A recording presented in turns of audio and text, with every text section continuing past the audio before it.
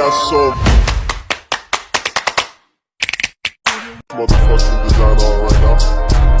Bring it down, bring it down, bring it down. I got 3 old thoughts on the block.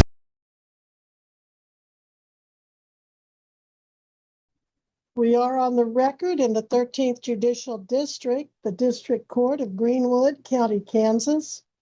This matter does come on for preliminary hearing in case number 2025 CR 13, State of Kansas versus Brennan Craig Simpson. Please announce appearances. May it please the court, the state appears by Jill Gillette, County Attorney.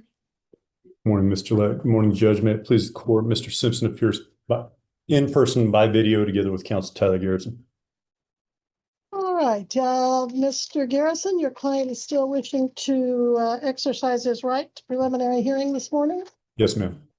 And Ms. Gillette, is the state ready to proceed? We are, Your Honor. Very well, you may call your first witness. Your Honor, we'll start with Deputy Blake Fisher.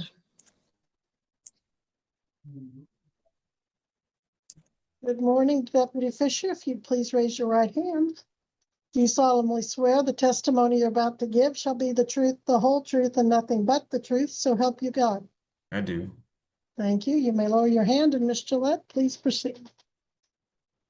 Could you please state your name for the record? Deputy Blake D. Fisher And how are you employed? by the Greenwood County Sheriff's Office How long have you been so employed? since December of 2019. And did you, what drew your attention to the defendant in this matter? I was sitting in stationary patrol on US Highway 54 at the approximate 278-mile marker within Greenwood County, Kansas. I was running stationary radar in my patrol vehicle when my radar made a steady, high-pitched tone indicating 93 miles an hour was being exercised by a motorcycle that was traveling eastbound at my approximate location. And were you equipped with cameras on that date? I was. And did you have front and back cameras? I did. And did you provide a copy of that footage to the state? I did. And is it true and accurate depictions of the date and time that you recorded it? As to the best of my knowledge, yes. And did you, is there any corrections, additions, or modifications to that footage? Not to my knowledge. Your Honor, we've moved to admit as states one, the in-dash camera, in-car dash camera of Deputy Blake Fisher. And what is the date of that video? When was it taken? Oh. Deputy, what date did you take this video? It had been Sunday, February 2nd of 2025. All right, any objection, counsel, to admission of states one? On deputy's testimony that it hasn't been redacted in any way, I don't have any objection. Very well. For purposes of preliminary hearing, States Exhibit 1 is admitted. Your Honor, permission to share the screen. I'm going to have to change my voice. That's granted.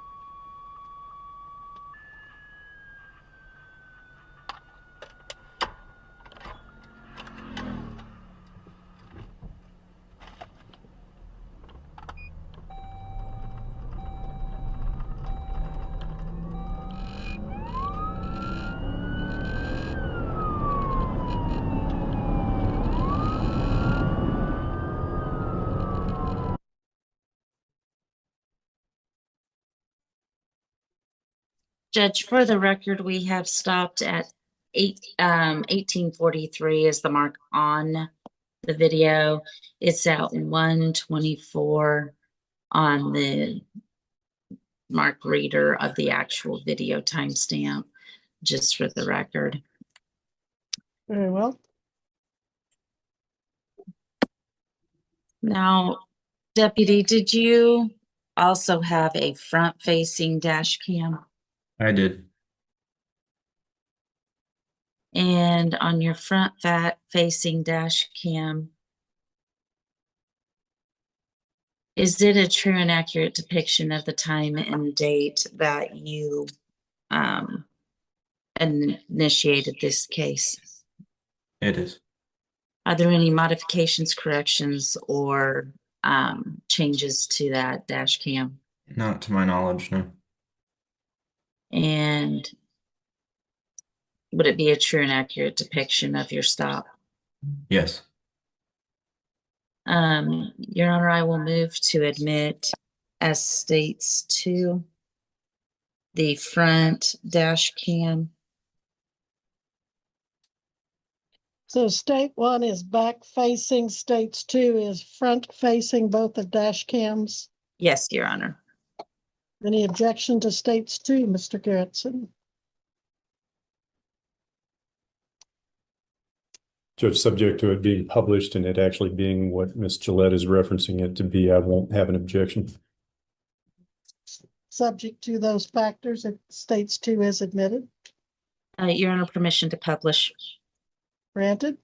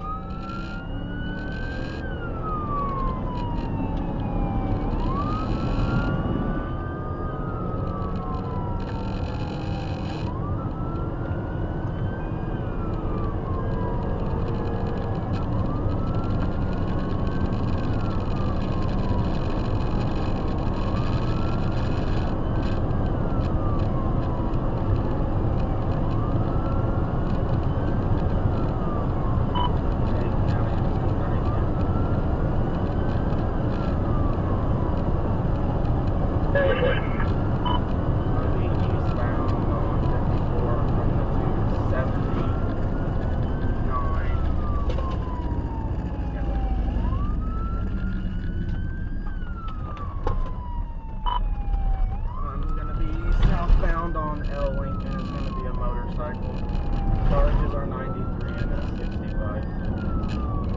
10 turn around.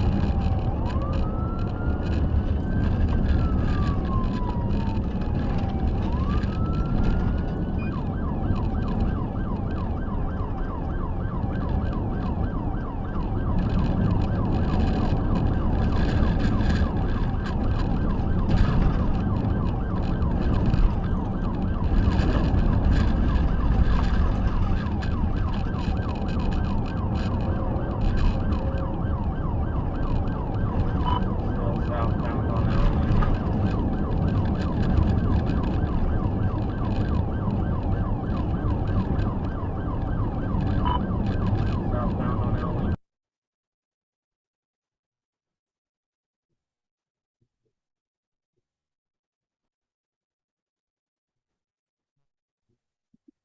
Now, Deputy, hold on, let me make sure my other mic is muted. What location were you sitting at in Greenwood County? US Highway 54 at the 278 mile marker. And is the 278 mile marker within the bounds of Greenwood County? It is. Now, we're watching on a video of a dash cam. Are you able to see the whole purview of your dash? Yes. And were you able to identify any distinguishing features of the motorcycle and or the driver? It was black in color motorcycle and the driver was wearing dark clothing. Now, were there any other motorcycles out about that time that you saw?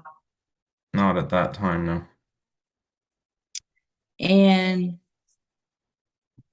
then after you initiated this stop, was there another stop for another motorcycle? There was. And who initiated the stop with the other motorcycle? I'm not 100% sure. I know Deputy Clint Hansen and Deputy James Oakley of the Greenwood County Sheriff's Office were on scene. I don't know who initiated that traffic stop, though. And were they able to eventually identify the driver of the motorcycle through his friend? Yes. Judge, I'm sorry. What was the question, Ms. Gillette? Were they able to identify the identity of the other driver through his friend? Oh, Judge, at this point, I'm going to object as to hearsay. And I'm not sure I completely understand the question. Is she asking, were the two other deputies able to identify the defendant in this case through whatever the other motorcycle driver may have said? Is that the question? I have that same confusion, Miss Gillette. If you could connect this a little better, a little more. Were you given a name from the other deputies to investigate? Yes. Right. And did you then start investigating Mr. Simpson after his name? I'm going to object. We're jumping from A to Z. Ms. Gillette, are we possibly taking the witness out of chronological order for some other needed purpose? So Because Deputy Fisher ends up having contact with the motorcycle driver in this instant.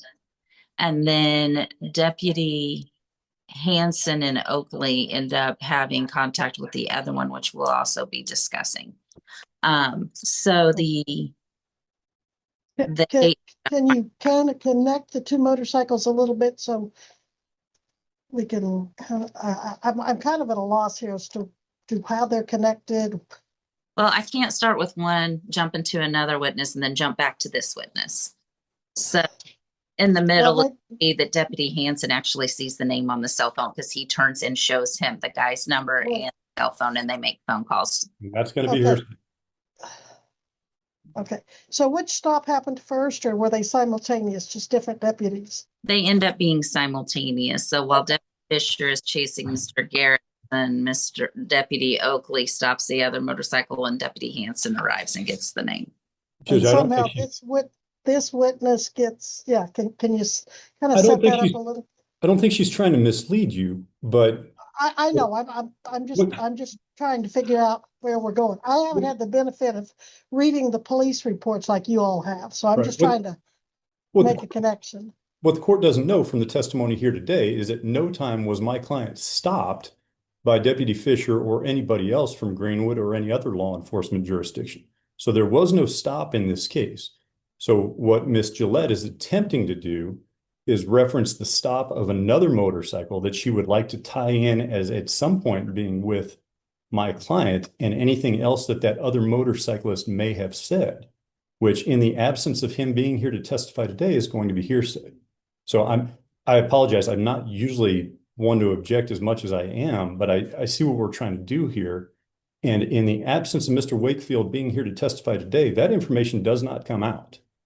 Okay, well, at least you see what we're trying to do, and I'm not trying to be hard on you, Miss Gillette. I'm just trying to make sure I'm tracking, and so far I'm not doing a very good job of tracking. So, all right, I'm going to let you proceed. I kind of have, by proffers of both parties, I kind of have an idea now of the relevance of the other motorcycle, sort of. We're looking at the charge of fleeing or attempting to elude against Mr. Garrison.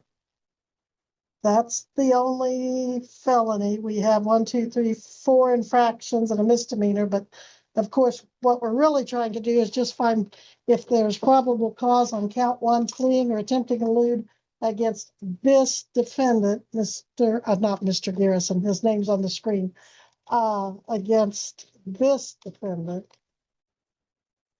Now, Deputy Fisher, were you able to get any of the tag information for the motorcycle when it passed you on US Highway 54? I was not.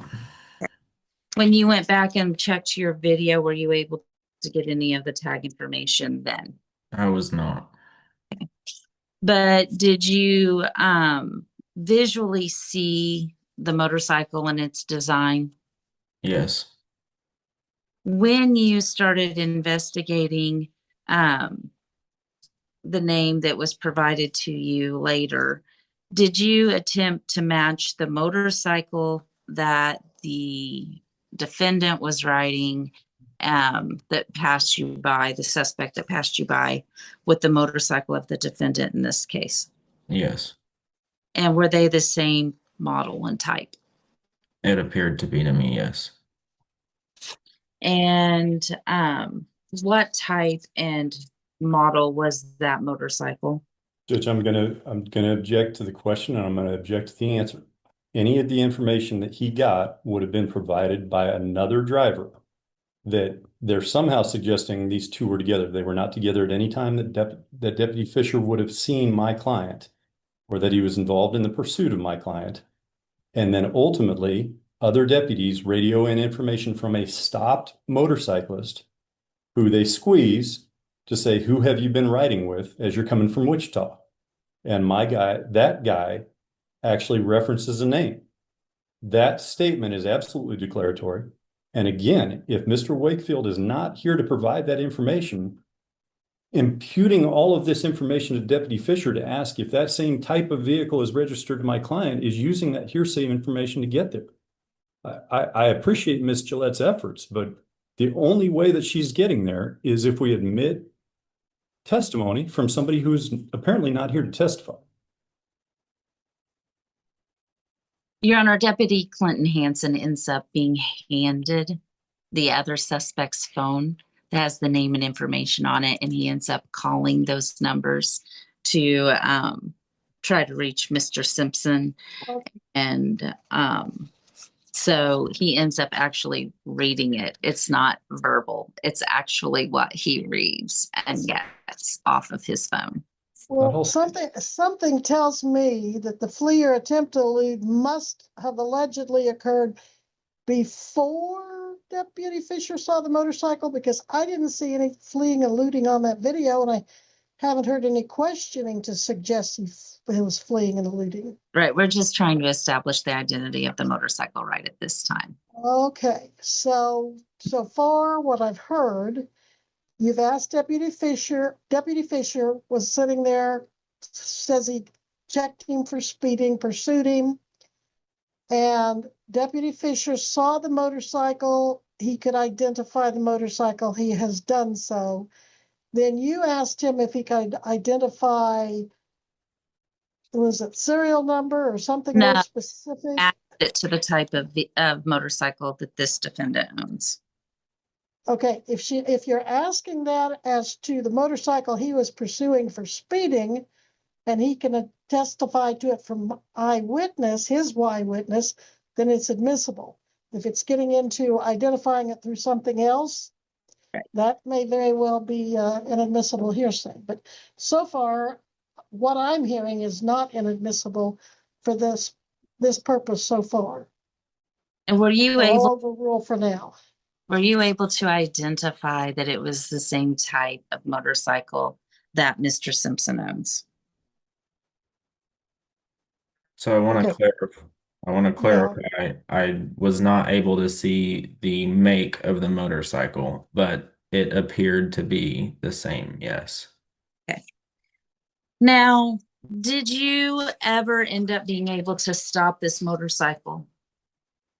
the one that the defendant is here on today. No, And did you put your lights and sirens on as we saw in the video?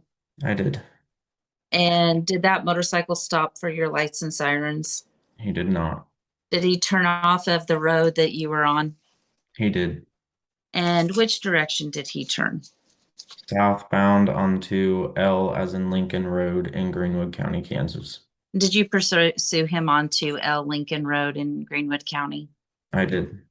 And did you continue to pursue him on L Road? I did. What happens as you pursue him down L Road? Speeds were approximately 85 miles per hour as we were traveling southbound on L Road. We approached an intersection of 110th and L Lincoln Road. The motorcycle failed to make a complete stop at the stop sign there before traveling back westbound on 110th. And let's talk about his turn onto 110. That is a controlled intersection with a stop sign. It is. And was there any signal for him to turn? I wasn't able to see a signal. And did he stop at that stop sign? No. And was his turn and his travel safe in any manner during that time? During the pursuit, no. And did his speeds continue to, what did his speed continue to be? We were traveling in excess of 100 miles per hour on 110th. What kind of road is 110th? It's a dirt and gravel road. And would 110 miles per hour be a safe speed on that dirt gravel road? No. After you were traveling on 110th, what did he do next? We approached G as in George Road where we turned northbound. And at V Road, was there any signal that you could tell? Not that I could tell, no. And did he stop or turn cautiously onto G Road? Not that I could tell. What were the speeds that you were going on G Road? I don't recall. It's not my report. And were they still high rates of speed? Yes. Then what happened when you were on G Road? We continued north on G to 130th, where we turned back westbound onto 130th. Okay. And do you recall any of the speeds on 130th? Not to my knowledge, no. What happened after you were traveling westbound on 130th? I continued to pursue the motorcycle towards Reese, which is located in Greenwood County, Kansas, where I had previously lost sight of the motorcycle. Okay. And then did he turn any direction that you saw from Reese? No, but I was advised via radio traffic from a firefighter that he was traveling through Reese and heading back towards US Highway 54. And then did you continue to go to US Highway 54? I did. Were you able to catch up with the motorcycle? I was not. And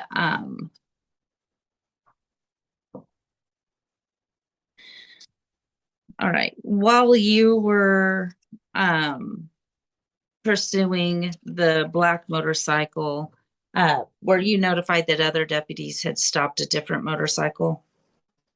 Yes, Did you go to where those deputies were? I did. All right. Then did you end up, after you had determined a name, then did you run the name that was given to you? I Judge, did. Judge, this gets back to my objection. They've now been given a name by a declarant who supposedly, they want to tie this. Sustained as to hearsay. Thank you. Because I'm gonna have to jump over to Deputy Hanson that will help connect the hearsay, Your Honor. I just want to go ahead and get Deputy Fisher's identification of the motorcycle that the suspect drives. Were you able to determine what kind of motorcycle Mr. Simpson drives? Yes. Judge, I'm going to maintain my objection. The only way he can make this determination is based on the information that is provided by the declarant that is going to be the other motorcyclist. I understand that she wants to get that information, and it's the only way that she can identify my client. But the only way she can identify my client is through that hearsay information. Now, Well, can you approach your, are you trying to get that he somehow ran a, sustained for now? Go ahead, Miss Gillette. did you run a driver vehicle check for what kind of motorcycle Mr. Simpson owns? Yes. And when you ran that vehicle check, did it match the type of motorcycle that you were looking for?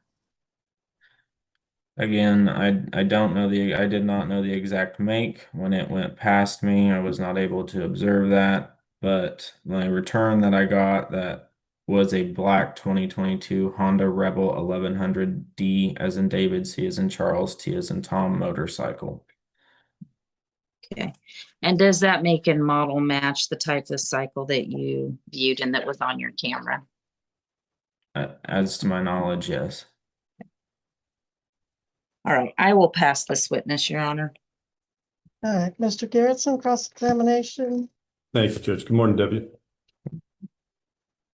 Help me out just on your videos real quick. And if you don't remember, that's a fine answer. I'm just trying to make sense of it. If we've got the timestamp, some of the video we've been looking at shows 1843 or 1842, 1843, 1844. That would normally be 6:43 p.m. Is Yes. that right? Let me clarify something. So that dash camera was my old dash camera. We have new ones since. That would shut off when I came home and my vehicle would be shut off. The time was not correct, but the date was. Okay, that's what I was trying to get at. So just ignore the time because we Correct. know February 2nd at if it were 6:43, it's pitch dark outside, right? Correct. And it looks to me from reviewing your video, I'm going to object. He's putting his own opinion in that question. He I'm says, just trying to establish a timeline. Overruled. Do you know what time it was that he passed you? It was approximately 5:35 p.m. Okay, so would you agree with me that from the back, from states one, it appeared to be more light, and then when we look at the forward camera, it appears to be more dark? I guess. Were you facing eastbound on 54? I was. So the first loud pitch that we hear is the semi that passed you. Is that accurate? I would assume so, yes. And then the second loud pitch that we hear after that, which is the next vehicle that passes you, is a higher pitch. Is your radar/lidar designed to do that Yes. based upon the speed of that oncoming, or doesn't matter which direction it's coming from, but based upon the speed of the vehicle that it picks up? Correct. And for whatever reason, the semi doesn't get your attention, but that higher pitch, we see you immediately close your notebook or whatever you're working on, and then you get in proceeding eastbound on 54, turn on lights and sirens. Correct. Would you agree that that point is the closest that you ever came to that motorcycle again? Correct. And approximately, if you don't know, but approximately how far do you believe that you followed that black motorcycle? Throughout the entire pursuit. Okay, until you lost sight or contact with that vehicle. Correct? I would say it was probably a 6, 7 mile chase. And you noted even in your report that you lost sight or contact with that vehicle on a couple of occasions. I did, yes. But in spite of that gap, you're still able to see whatever the traffic infractions, the turns, the absence of a signal, you can still see that on a gravel road. Those were I indicated those in when I had sight of the motorcycle. Isn't it true that the only thing that you saw when that motorcycle passed you was a black motorcycle and a person wearing a black outfit? Correct. There are no markings on that motorcycle. Not that I was able to tell. Not that you were able to tell that day, and not that you were able to tell by going back and looking at that video. Correct. There's no Honda labeled on it. There's no D number with a series of numbers that would identify the make and the model. Not that I was able to tell at that time, no. So at the time, and your audio bears this out, at the time that you are in pursuit of this motorcycle, the information that you're passing through dispatch or passing over comms is that you're in pursuit of a black motorcycle. Correct. Yes. Would you agree with me? And I pulled the history from that day. This is February 2nd of this year, correct? Correct. And normally it's Kansas. We would assume that's cold, but that wasn't the case that day, correct? Yeah, it was chilly, but not super cold. Okay. It's showing 70 degrees at a peak of 3:30 p.m. And then if we're at 5:30 p.m., it looks like it's 65 degrees at that time. Do you have any reason to refute that? No. As a matter of fact, if we look at you, and I think it's from States 1 that was flipped backwards. It looks like you're wearing a t-shirt that day. Is that correct? Most likely. I get hot easy, so. Understood. So these aren't the only two motorcycles on the road on a 70-degree day in February, are they? That was the only one that I saw at the time. During your entire shift, you only saw two motorcycles? Was this one and the one that had stopped earlier that I recall. At any time, did you know the answer to this? You never met my client. You've never ID'd my client. No. And to confirm, you never stopped this vehicle. No. Any information that you would have received, so about where in your pursuit of the black motorcycle did you receive communications from any other deputy that another motorcycle had been stopped? I believe it was right after I disregarded the chase or right before. So after the 6 or some odd miles that you believe that you pursued it, sometime immediately after that is when you received notice that another motorcycle had been stopped. Correct. And to the extent that you know, how did you know that it wasn't the motorcycle that you were pursuing that had been stopped? And based on the information that was given to me. So ultimately, you proceed to that location. Yes. And again, you don't remember exactly what other deputies had stopped that motorcycle, not relevant here at this point. But ultimately, you are provided with a name from either that motorcycle rider or from the deputies who had talked to the motorcycle rider. Is that accurate? Correct. And it is that name that you then ran, that you searched through your law enforcement capabilities of running these registration checks to identify what you believe to be Brennan Simpson. Correct. And then with that information, you then go in under Brennan Simpson and see that there is actually a motorcycle that is registered to Brennan Simpson. Correct. Judge on cross or anything further. Any redirect, Ms. Gillette?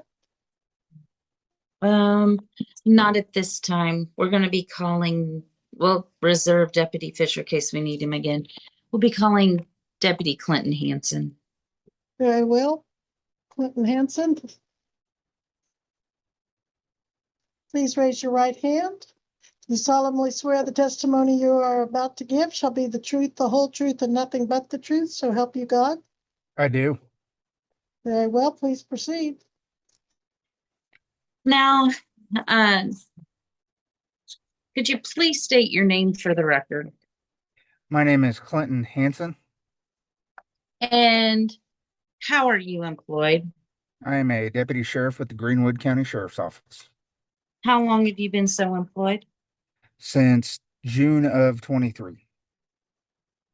And prior to that, what's your total law enforcement experience? I have 15 years total law enforcement. Were you on duty on February 2nd of 2025? I was. Was it near your shift change? Yes, ma'am. A shift change, are there more officers out and about? Yes, ma'am. Now, did you arrive at a traffic stop? I did.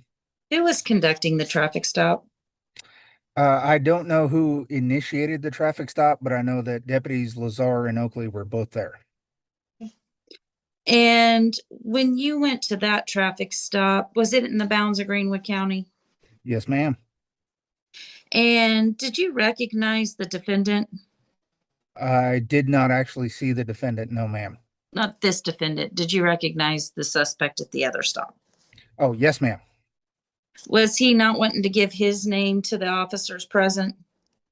I don't know if he did or not, but since I immediately recognized him, I went ahead and said his name and he confirmed it. Okay. So who did you recognize at that stop? I recognized Morgan Wakefield. Did you then have a conversation with Mr. Wakefield? I did. And did he let you then see his phone to get the phone number off of it for the buddy he was riding with?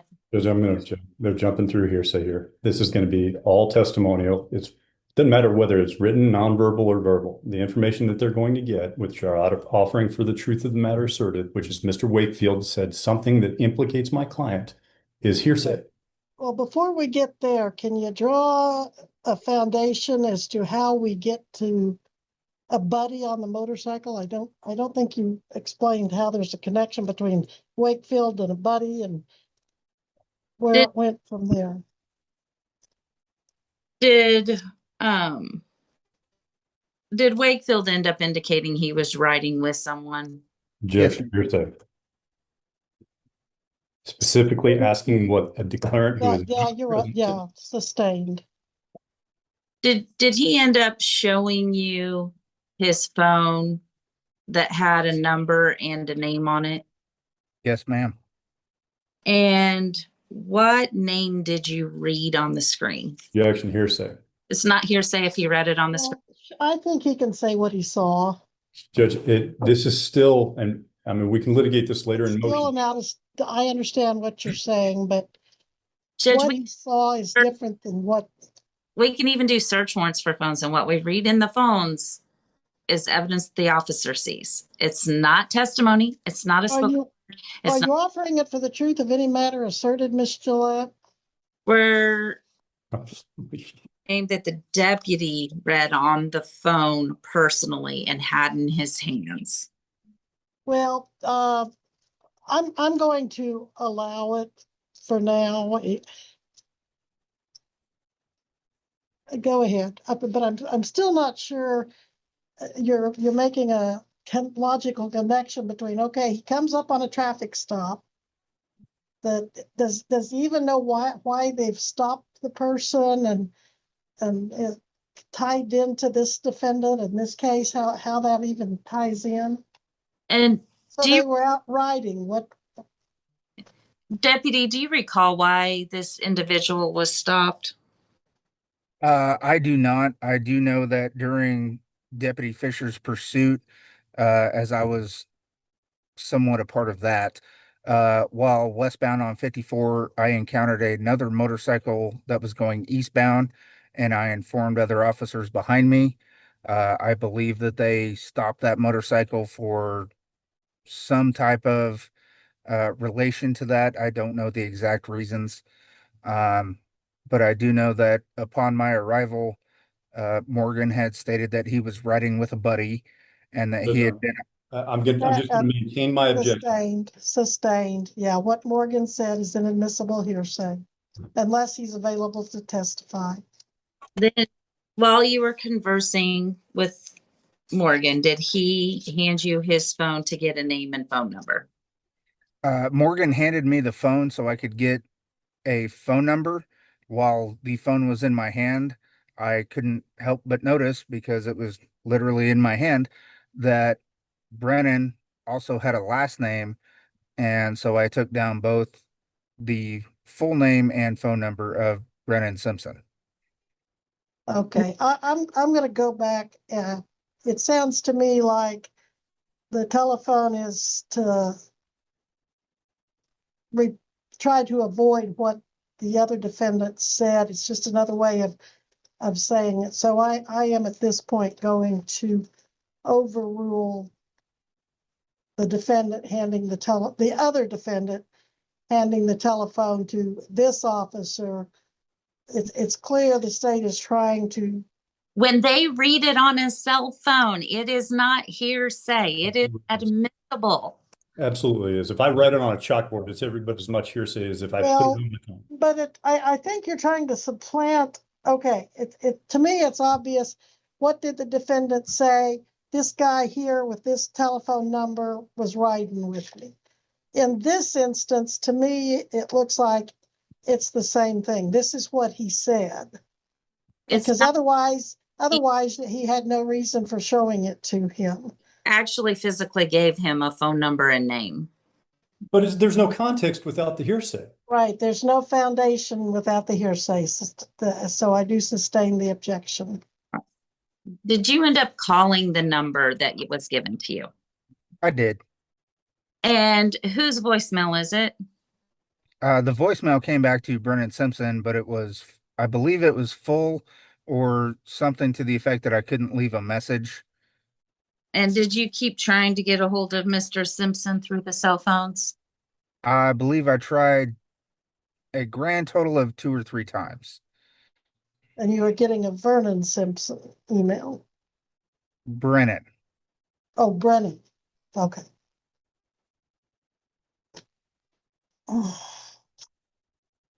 And did Mr. Simpson answer his phone for you at that time?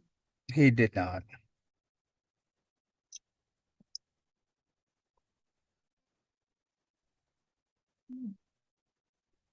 Were you guys ever able to locate the black motorcycle? No, even with information obtained from Morgan, we were unable to identify his location. I know that Greenwood County and Butler County Sheriff's offices both attempted to locate, but we were unable to. All right, I will pass this witness to the defense. Mr. Garrettson? And Deputy Hanson, I apologize. I know that you weren't primary on this, so if you don't know the answer to any question that I ask you, I also recognize that we're 5 months removed from this. I'll just say you don't know. Presumably, you would have heard the initial call come from Deputy Fisher when he got in pursuit of the black motorcycle. Yes, sir. I'm sorry. I didn't realize that was a question, but yes, I did. Best guess, we could always match up timestamps, but best guess as to how much longer after that it is that you would have observed another motorcycle.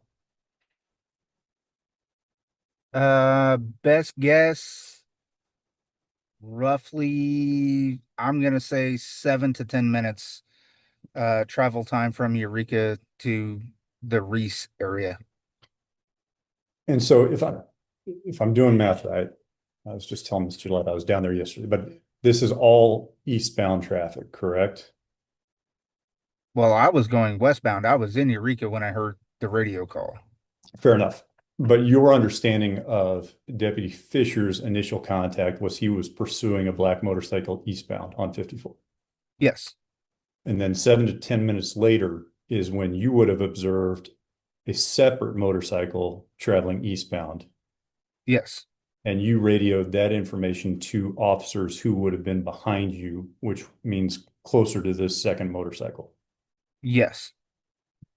And you didn't make any effort to stop this second motorcycle. No, at that point, I was primary in the pursuit. I was attempting to catch up to the, I guess, the first motorcycle that Deputy Fisher was pursuing. And the information, and just to be clear, you didn't initiate the traffic stop on this second motorcycle that's 7 to 10 minutes behind. No. And you don't know today what either, and I think I get this right, Deputies Lazar or Oakley, you don't know what the basis of that stop was. No, I don't know why Deputy Lazar or Oakley stopped the vehicle. Thank you. Thanks for cleaning that up. Judge, I don't even further cross. Redirect?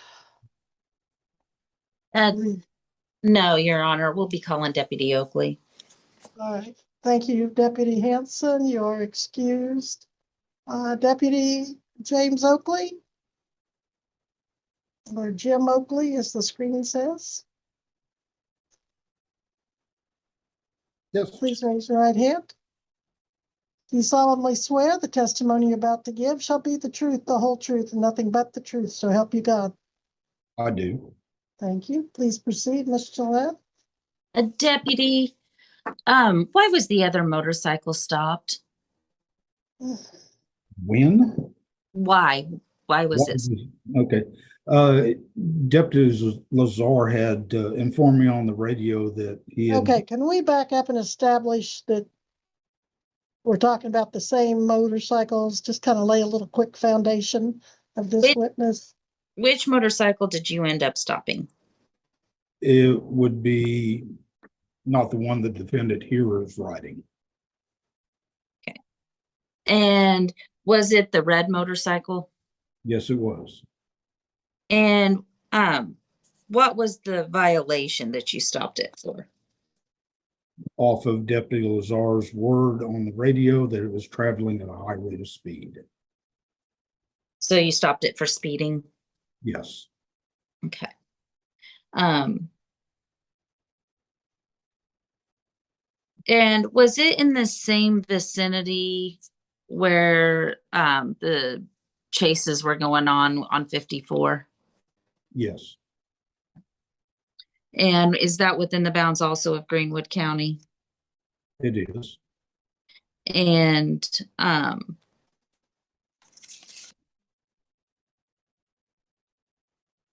did you end up seeing the driver that you stopped hand Deputy Hanson his phone? Yes, I did. And did Deputy Hanson then write down the phone number and information off of that? I believe he did.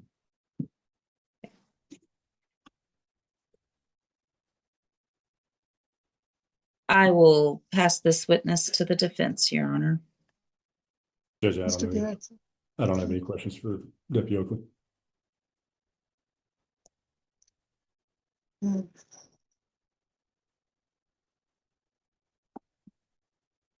Any other witnesses, Ms. Gillette? No, that is it, Your Honor. State rest.